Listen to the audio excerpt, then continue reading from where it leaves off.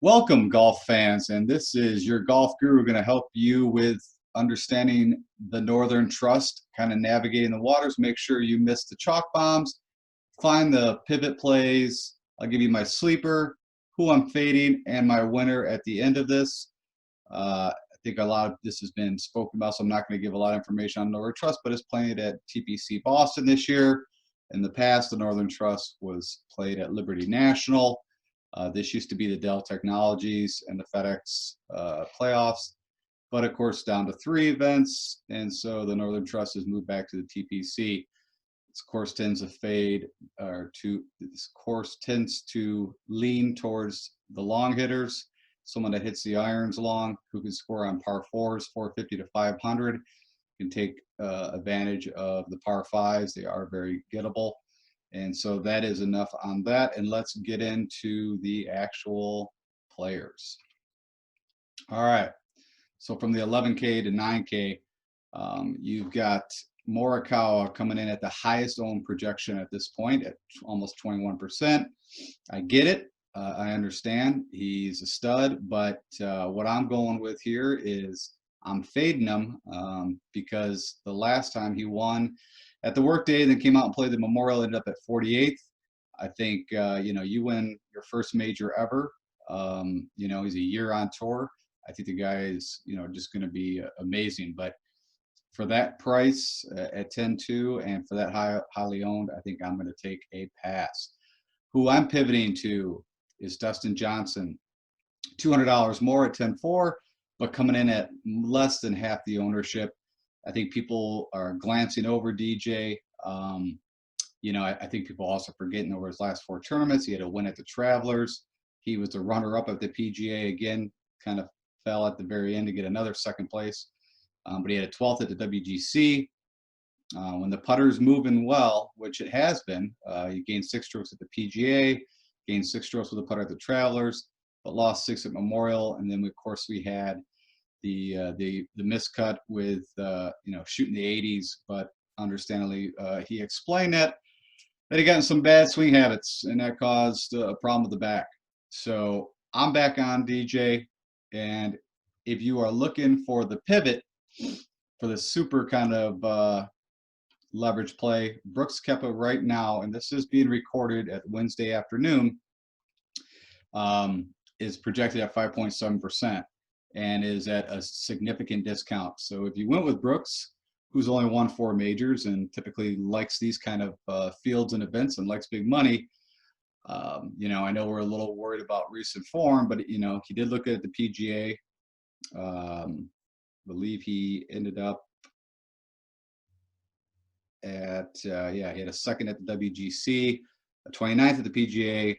And then, of course, he had the miscut at the Wyndham and 3 Open, but I think that was just him not giving it the full college try. As we all know, doesn't practice on the regular tournaments, but really gets focused for the big ones. He's a big game punter. So I'm going to be getting some Brooks, and I'm going to be, like I said, staying off Morikawa. That's just my opinion on what the stats. All this information is being brought, and I've leveraged a custom stat model that I use within Fantasy Golf National, and all the projections is coming from Fantasy Golf National. All right, moving on to the 9K to 8K range. You've got Finau, who's coming in at almost the highest own out of everyone, around 22%. Now with Finau, there's some positives here. His best surface, which we all know he's not the best putter, but bent is his best surface. Great recent form. He had a 4th at the PGA, a 3rd at the 3 Open, an 8th at the Memorial. And course history, last one was a 4th at the Dell. So again, I'm talking at TPC Boston. He was 4th in 2018, but before that it was a 24th at 65 and a miscut. But for that kind of ownership again and cost, I'm looking to pivot over to Big Dick Vic, who's coming in at 13% ownership.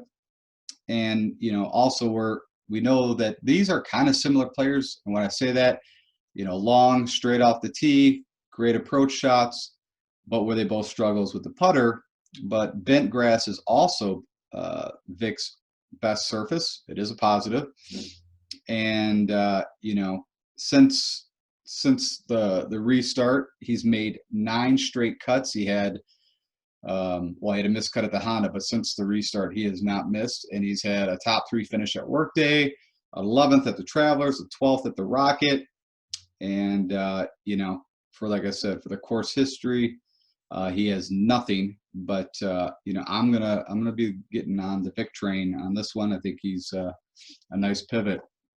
And then if you are looking for the super leverage play, I know people are going to be like, "What are you talking about?"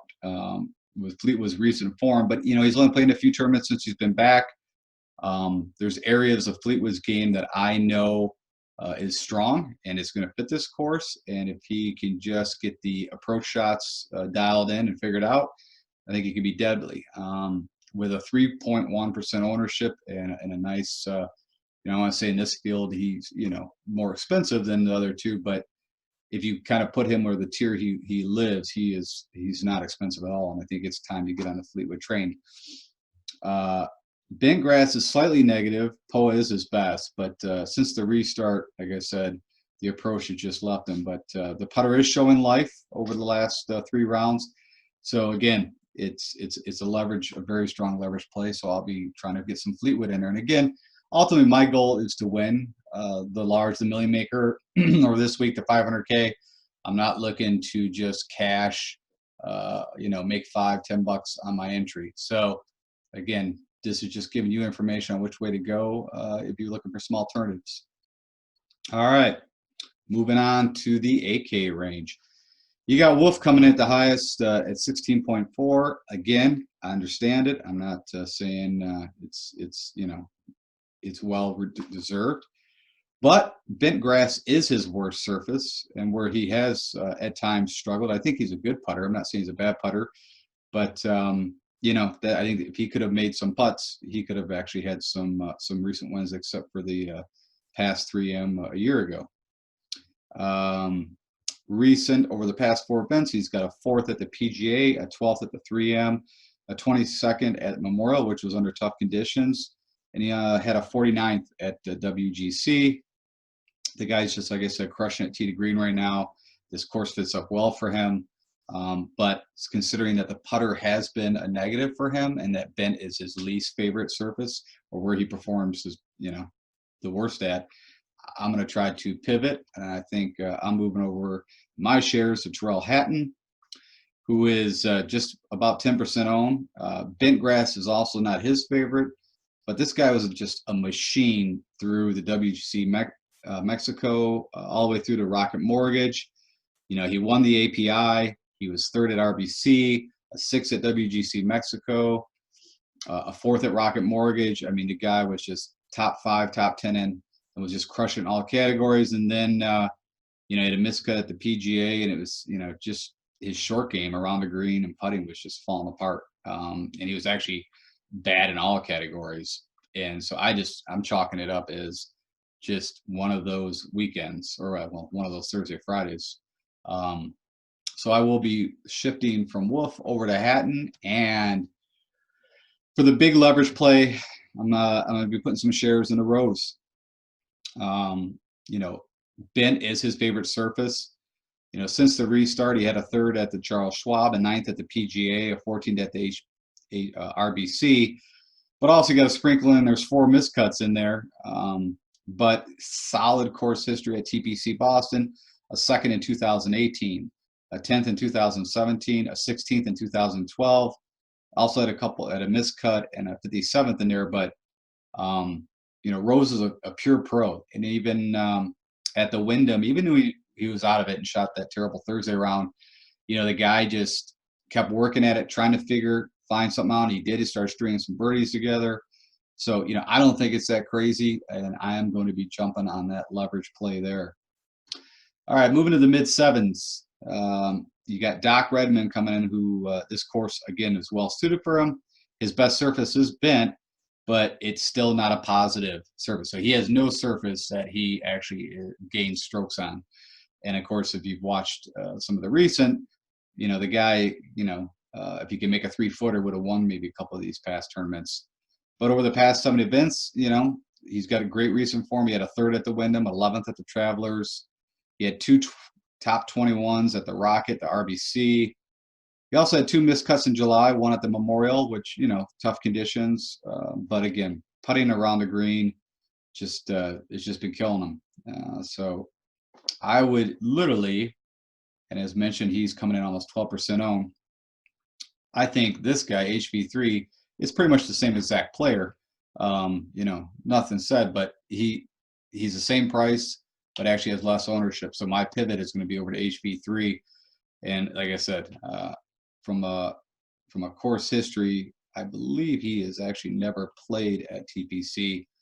But I'm going to move some shares. But my leverage play is going to be on the old Phil Mickelson. And this is, I'm not a typical Phil Mickelson player. Don't usually put a lot of shares into him. He's just so sporadic, but he also just gets a ton of birdies. But he's actually got good course history here. He's had a 12th in 2018, a 6th in 2017, a 4th in 2012. He had a 2nd place just recently at the WGC St. Jude. And so, you know what?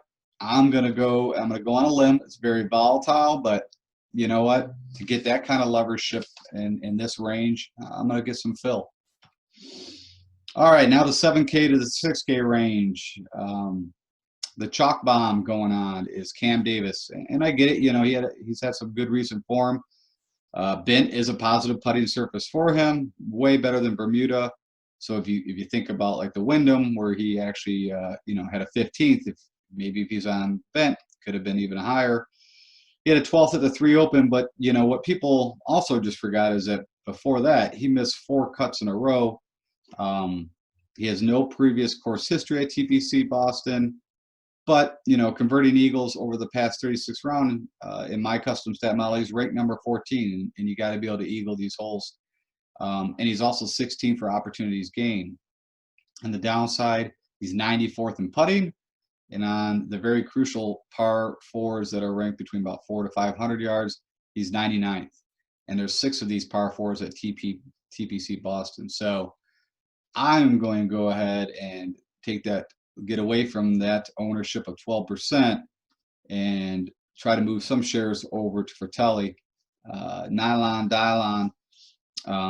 This surface is not his best. It's actually, but he's negative on all surfaces. So, I'm not going to really look too hard into the putting surface, but he's had good recent form. He had a 20th at the Wyndham, a 33rd at the PGA, an 18th at the 3M, and a 22nd at the Memorial, which again, very tough conditions. He has no course history here, but on the long par 4s that we were just discussing, in my model, he is ranking number 9. And so you got 6 of these where he could do some damage. So I would move my shares over. He's a little more pricier, but well worth it. And then my leverage play is going to be Cam Smith. At 6,900, he is less than 1% owned, 0.5% owned right now. And again, recording this Wednesday afternoon. So, is it going to move up maybe a hair? But I think it's a huge lever play. And why Cam? What's been hurting him? It has been the putter, and Bent is his best surface, is a positive surface. Well, I take that, it's not his best surface. Poe is his best surface, but it is a positive putting surface for him. He's made the last 3 cuts that he's, events.